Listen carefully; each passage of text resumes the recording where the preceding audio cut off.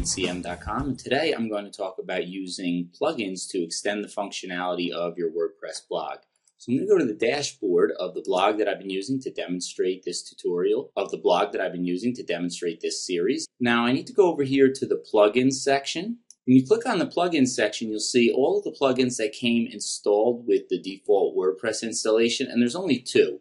One of them, Hello Dolly, is pretty much useless, so what I'm going to do is delete it, and that'll leave me with the only one that comes with the default configuration. That's Askamet. Askamet is a spam protection plugin. It helps you filter out spam comments from your articles. So what I want to do is activate it, but if you notice here it says it's almost ready. You need to enter your WordPress API key. So if I click on this, there's a field to enter it, and if you want to get it, you have to go register at WordPress.com, and if you click the link that I'm hovering over, it will give you the information to get your WordPress API key. I'm just going to paste mine in and say update option. So now this is turned on and I will be able to protect my blog from spam. If I go back here to plugins, you'll see that this plugin is installed. If I wanted to deactivate it, I could.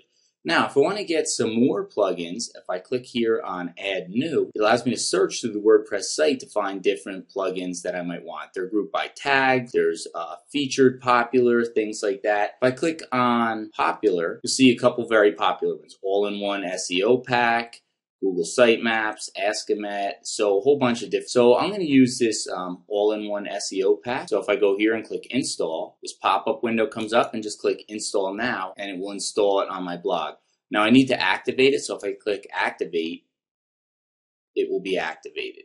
Now there's some configuration that you need to do where you can go to the admin page. There's a special page set up, so if I click that, you would see different things. So I could put in the title of my blog, the description, some extra keywords, decide how I want my blog post titles to be formatted, things like that.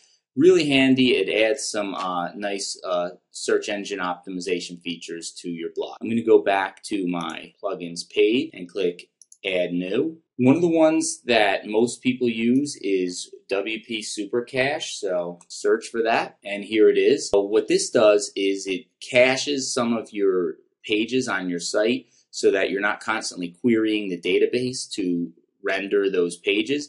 If you ever get hit with a heavy load of traffic on your site, this really helps your site to function more quickly under heavy pressure. So I'm going to click install now, and activate it. Now if I go to the plugin admin page here, I can go turn this on, set a bunch of other different options, and click update status. Now this is working too. So I want to look at a couple other plugins. There's a plugin that I'm using on my site, vitamin.cm.com. It's WP Greenbox. This is really handy. What it does is when users come to your site, if they come from a Google search or from Dig or Delicious or someplace like that, it asks them if they want to subscribe to your blog. So I'm going to click install now. Once you install WP Greenbox, it works to help people sign up for your RSS feed or your Twitter feed or your Facebook feed, something like that. So you can see work on my site right now, vitamin.cm.com. So if I Googled for a particular page like this, it says, welcome Googler. If you find this page useful, you might want to subscribe to the RSS feed for updates on this topic. And it knows where you came from and it gives you a little targeted message, which is pretty helpful. So these are some of the ways that you can get plugins installed, which are point and click. Now, if you had another blog where you were using a bunch of plugins, you can also load them onto your server using FTP. If I go over here to my FTP application, you'll notice I'm connected to my server, and here are a bunch of plugins that I have on my hard drive computer. When you go into your WordPress configurations, it's in WP Content. Plugins are where all your plugins go. If I came over here and found one that I wanted to use, so let's say Google Sitemap Generator, I can just drag it over here and drop it. And when it finishes, you'll notice that the folder is here on my server.